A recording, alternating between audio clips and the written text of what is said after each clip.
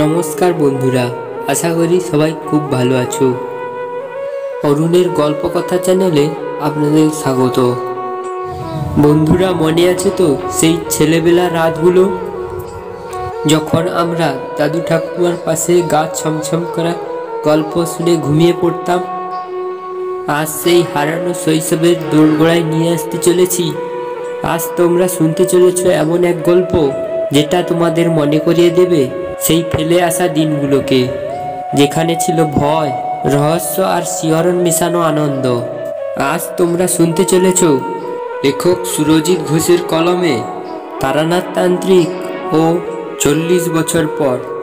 আমাদের আজকের গল্পটি কেমন লাগছে সেটা কিন্তু অবশ্যই কমেন্ট বক্সে কমেন্ট করে জানাবেন। আমাদের আজকের গল্পটি ভালো লাগলে লাইক করবে আর তোমাদের প্রিয়জনের সাথে শেয়ার করবে, যাতে তারাও ফিরে যেতে পারে নিজেদের শৈশবের সেই জাদুকরী সময়। আর হ্যাঁ, আমাদের অরুণের গল্প কথা চ্যানেলটিকে সাবস্ক্রাইব করতে ভুলবেন না। তাহলে চলো আর বেশি দেরি না করে শুরু করছি আজকের উপস্থাপনা।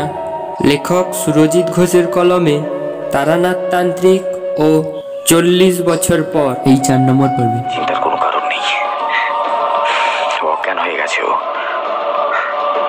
নিজে থেকেই জ্ঞান ফিরে আসবে। এখন ওর বিশ্রামের একটু প্রয়োজন। বিজয়াকে নিয়ে সকলেই সেই ঘর থেকে বেরিয়ে গেল। ফাঁকা ঘরে আমার মস্তিষ্কে তখন ভেসে উঠল একাধিক প্রশ্ন। সবার প্রথমে যে প্রশ্নটি ভাসলো তা হলো, এই অতৃপ্ত আত্মাটি আসলে কে? সে কিসের প্রতিশোধ নিতে চায়? আসল অপরাধী বলতে কার কথা বলতে চাইল সে? আমি বিলক্ষণ বুঝতে পারলাম, এই সমস্ত প্রশ্নগুলির উত্তর না খুঁজে পেলে কিছুতেই রহস্যের জট খুলবে না। তাই সবার প্রথমে আমাকে এই প্রশ্নগুলোর উত্তর খুঁজে বের করতে হবে। তারপর কি হলো ঠাকুর মশাই?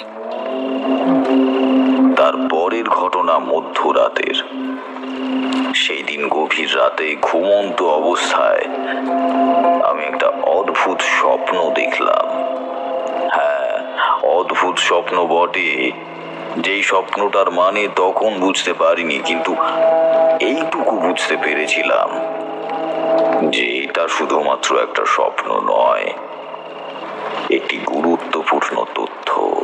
তা কি অদ্ভুত স্বপ্ন আপনি দেখলেন ঠাকুর মশাই? ঘুমন্ত অবস্থায় আমার দু চোখে স্বপ্নের মাধ্যমে ফুটে উঠল একটা দৃশ্যপট। যেই দৃশ্যপটে দেখলাম একটা হাড়হীন করা খুনের ঘটনা। কি বলছেন? চক্রবর্তী মশাই খুন? হ্যাঁ কিশোরী, স্বপ্নের মাধ্যমে ভয়াবহ খুনের ঘটনা দেখলাম। একটি অল্প বয়সী মেয়েকে গলা টিপে হত্যা করছে একজন পুরুষ। তাদের কারোরই মুখ ভালোভাবে বোঝা গেল না ঠিকই, কিন্তু ঘটনাটা যে আসলেই ঘটেছে তা ঠিকই বুঝতে পারলাম। ওহ, সে কি অসহনীয়, সাংঘাতিক, মর্মান্তিক দৃশ্য! এখনো সেই স্বপ্নের কথা মনে হলে আমার গোটা শরীরে কেমন কাঁটা দিয়ে ওঠে। এই দেখো এখনই দিচ্ছে। এরকম জীবন্ত স্বপ্ন এর আগে আমি কখনো দেখিনি, কোনো দিন দেখিনি। কোন স্বপ্ন যে এত প্রাণবন্ত হতে পারে তা আমার ধারণার বাইরে। একজন পুরুষ একজন নিরীহ মেয়েকে 2 হাত দিয়ে গলা টিপে শেষ করে দিল। মেয়েটা আপ্রাণ চেষ্টা করলো নিজেকে ওই শয়তানের হাত থেকে বাঁচাতে, কিন্তু কিছুতেই পারল না। তার গোটা শরীরটা প্রবল ঝাঁকুনি দিয়ে একসময় পুরোপুরি থেমে গেল। স্বপ্নটা দেখে আমার ঘুম ভেঙে যেতেই আমি উঠে বসলাম বিছানার ওপর। গোটা শরীর জুড়ে ততক্ষণে রীতিমতো ঘামের বন্যা বইতে আরম্ভ করেছে। উত্তেজনার পারদ একেবারে তুঙ্গে।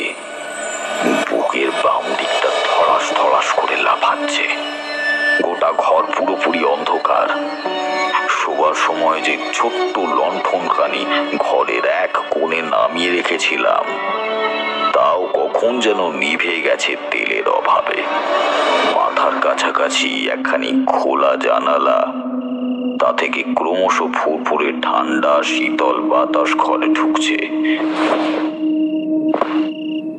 বিছানা থেকে ধীরে ধীরে নিচে নামলাম। একবার কল ঘরে যাওয়ার প্রয়োজনীয়তা অনুভব করলাম,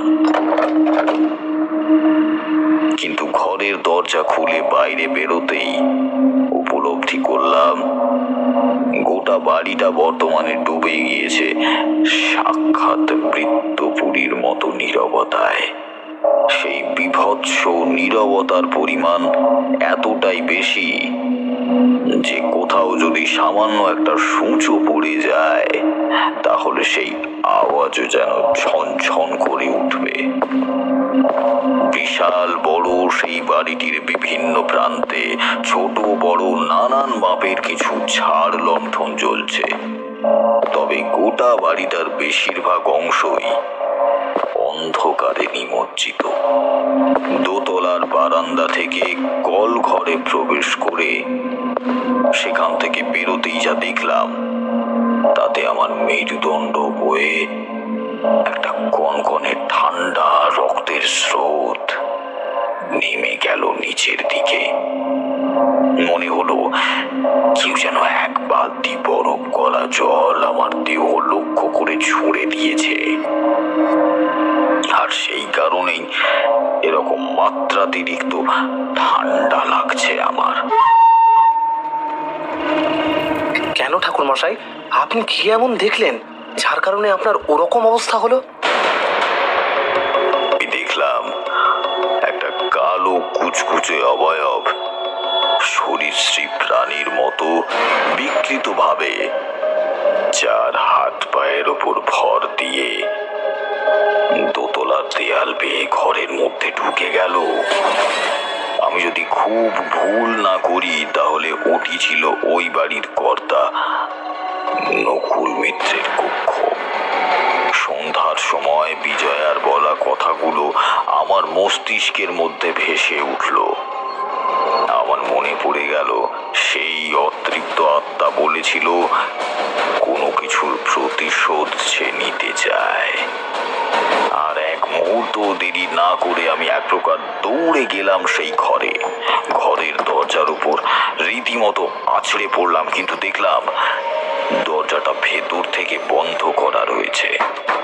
ক্রমাগত সজোরে একের পর এক ধাক্কা মেরে উচ্চ কণ্ঠে চিৎকার করে বলতে আরম্ভ করলাম, নকুল বাবু, নকুল বাবু, শুনতে পাচ্ছেন? নকুল বাবু, নকুল বাবু, দরজাটা খুলুন, সাবধান, সতর্ক হন, আপনার ঘরের মধ্যে বিজয়া প্রবেশ করেছে, সে আপনার চরম ক্ষতি করতে চায়। নকুল বাবু, বর্তমানে বিজয়ার শরীরের মধ্যে প্রবেশ করেছে এক সাংঘাতিক অশুভ প্রেতাত্মা। আপনি যদি আমার কথা শুনতে পান তাহলে দয়া করে এই ঘরের দরজা খুলে দিন, নচেৎ সর্বনাশ ঘটে যাবে আপনার। নকুল বাবু, দরজা খুলুন। আমার চিৎকার চেঁচামেচি শুনে পরিবারের সকল সদস্যরা তড়িঘড়ি এসে উপস্থিত হলো সেখানে। তাদের প্রত্যেকের মুখে অপরিসীম ভয় আর আতঙ্ক ফুটে উঠল।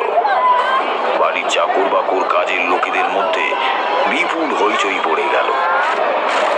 সকলে মিলে চিৎকার চেঁচামেচি করতে আরম্ভ করলো, আর এদিকে ঘরের ভেতর থেকে ভেসে এলো প্রবল ধস্তাধস্তির আওয়াজ।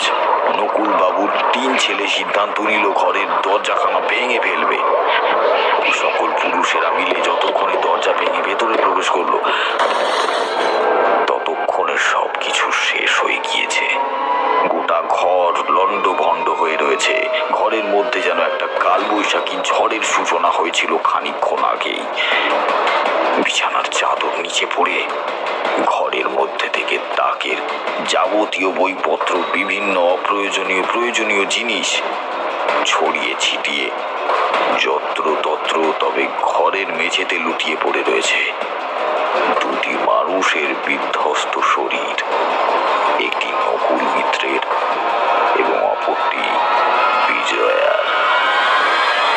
বিজয়া জ্ঞান হারিয়েছিল, তবে নকুল মিত্রের দেহ ছিল প্রাণহীন, নিথর।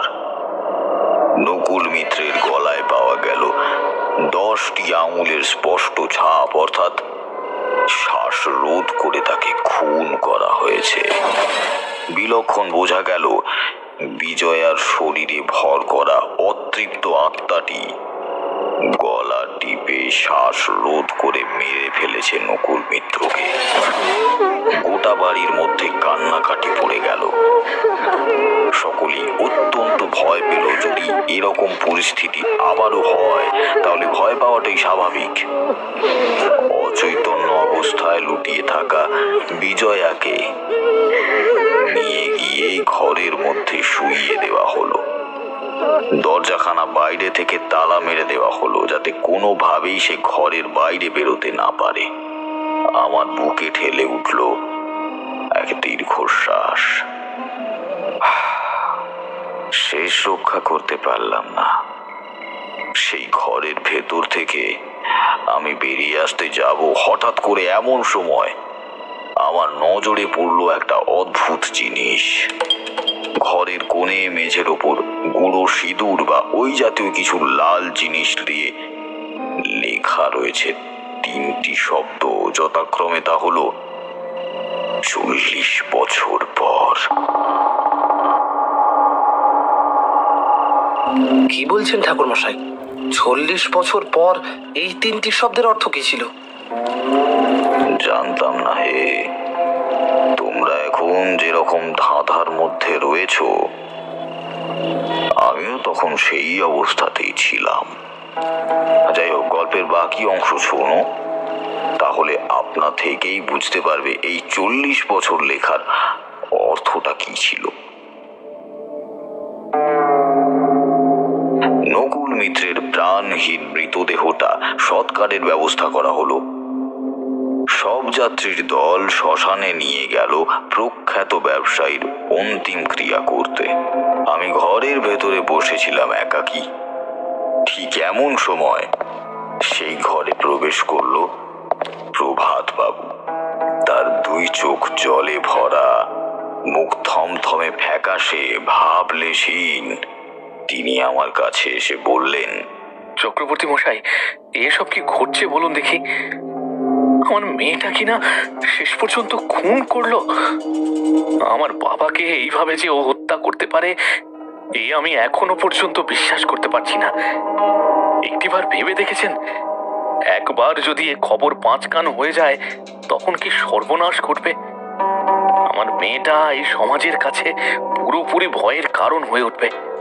ওকে আর ভালো চোখে কেউ দেখবে না। বিষয়টা ক্রমশ জটিল হচ্ছে প্রভাত বাবু।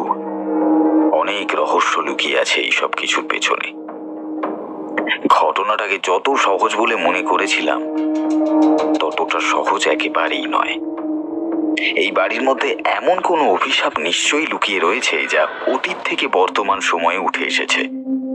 আজ থেকে 40 বছর পূর্বে নির্ঘাত এখানে কোনো কিছু ঘটেছিল। আপনি দয়া করে এত বেশি চিন্তিত হবেন না। হ্যাঁ, জানি বিজয়ার পিতা হিসেবে আপনার মনের অবস্থা ঠিক কেমন তা আমি বুঝতে পারছি, কিন্তু তবুও আমি বলবো একটু ধৈর্য ধরুন। আপনি যদি নিজেকে দুর্বল মনে করেন তাহলে বিদ্যাধরী দেবীর কি অবস্থা হবে বলুন দেখি।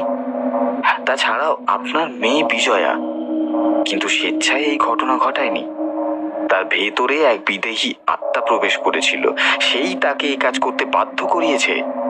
আচ্ছা প্রভাতবাবু, আপনার মেয়ে বিজয়া, সে এখন কেমন আছে? তার কি জ্ঞান ফিরেছে? মেয়েটার দিকে আমি আর একেবারে তাকাতে পারছি না চক্রবর্তী মশাই। তার অবস্থা একেবারেই ভালো নয়। কখন যে জ্ঞান আসছে, কখন যে অজ্ঞান হয়ে যাচ্ছে তা বুঝতে পারছি না।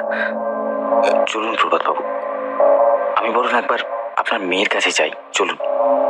আচ্ছা বেশ, চলুন। প্রভাত বাবুর সাথে আমি এবার এসে উপস্থিত হলাম বিজয়ার কক্ষে।